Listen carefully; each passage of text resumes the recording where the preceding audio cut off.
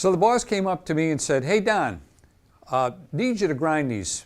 And I said, "Okay boss, what do we got?" And he said, "We got 16 of these pieces." I said, "Oh." So I said, "All right, great. Next thing I'm going to do, the first thing I'm going to do rather, is I'm going to go over and I'm going to lap the centers. And we're going to use this type of a center, which is kind of a half center, so we can get the wheel off. If we're going to do this small diameter, we would want this kind of center. And I need to talk about job management because I think that's really important.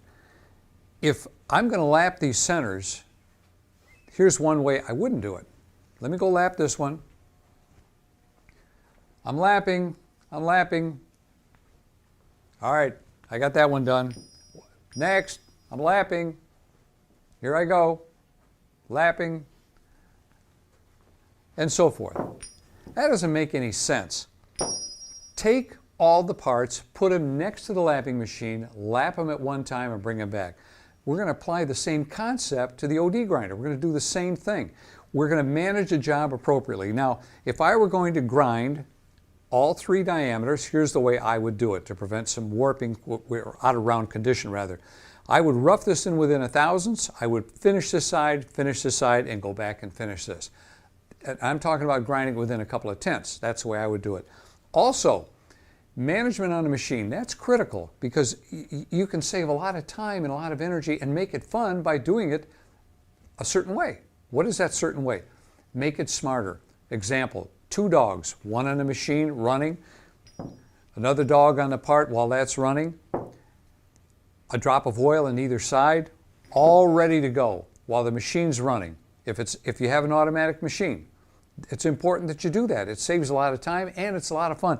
And I'll bet you could knock 50% of your time off if you did it that way.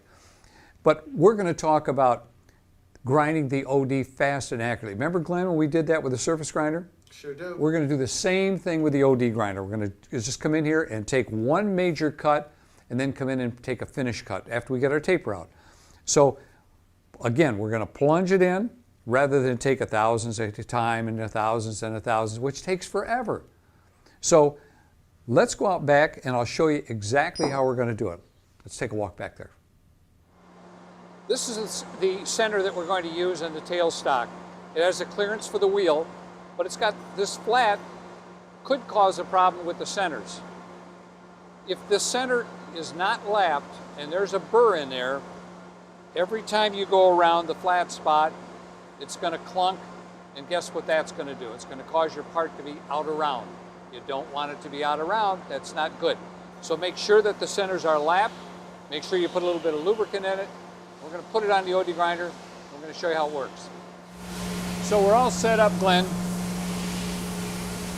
I'm going to feed this in. By the way, when I was a kid, I used to run an OD grinder amongst other grinders, and this was one of my favorite. I always liked running an OD grinder. To me, it was an opportunity to make pretty looking parts, bring them into size. Speaking of size, where are you?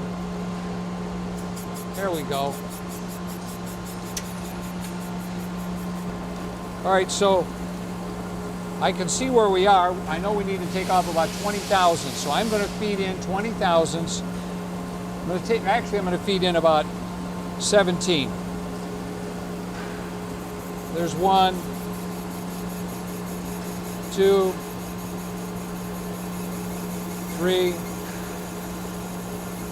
4, and we really don't want to feed in 17 because we're taking it off on 2 sides, right?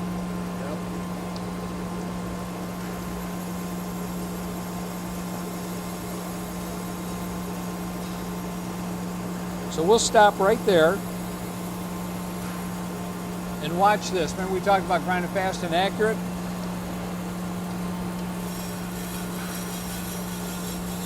Now, you're going to get some controversy. Guys are going to say, well, the part will warp and it'll go out around and all that stuff.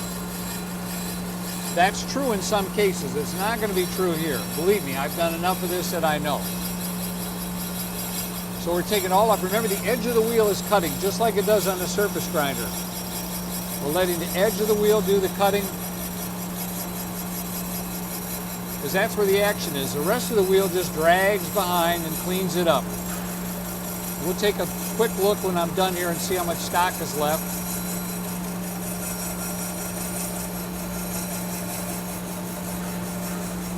And you hear it starting to chatter a little bit. That doesn't hurt anything. That's just the wheel breaking down as it cuts.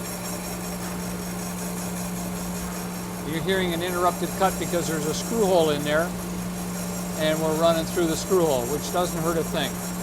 But you can take one pass, take majority of the stock off, and go back and take another pass and finish it up, or maybe two passes, you know, it just depends. Again, we've already gotten the taper out of the machine, so we know that's good.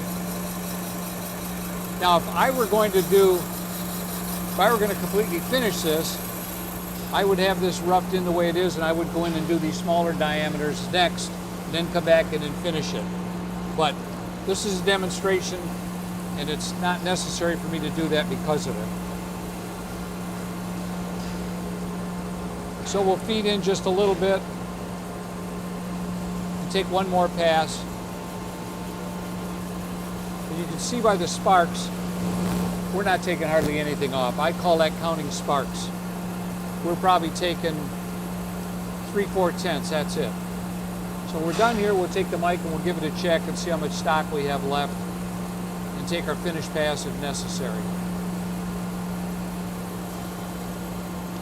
And I like to pull a little bit right at the end so it doesn't wash.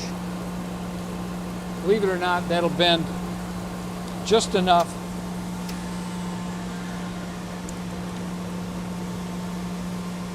to stop that wheel from dragging off.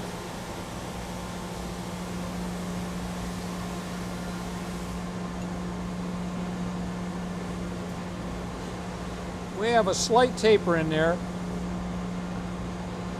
of about 3 or 4/10. So I'm going to get that out of here by cranking on our wheel. You can see the indicator there, Glenn. I'm going to move that about 5 thousandths in, okay?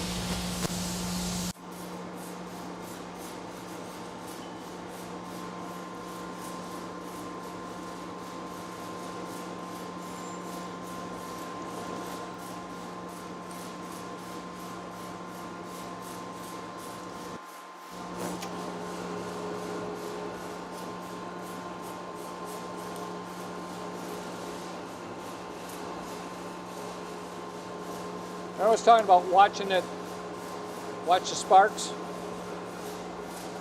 See how it's starting to wipe it clean? Another way to do that is by putting a pencil mark on there. You could use red crayon, but I don't like that because it tends to load up the wheel.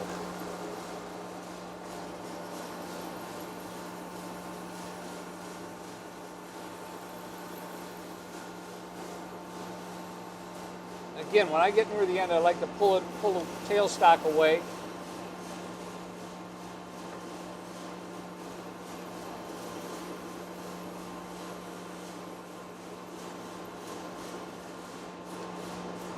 Otherwise, it'll leave a trail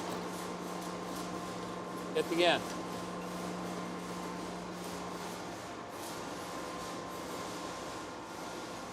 So I fed in just a little bit to get the to get it to size, and we are right there. So that's one way to grind on the OD grinder, fast and accurate.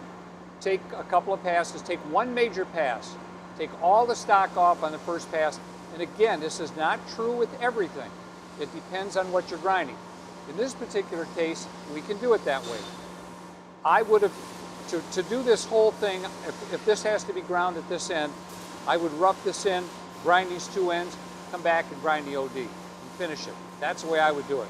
But for the purpose of demonstration, to give you an idea about how you can take a couple of passes and complete your size, that's why I did it this way. And this is one way to do it. Fast and accurate on the OD grinder. Thanks for watching.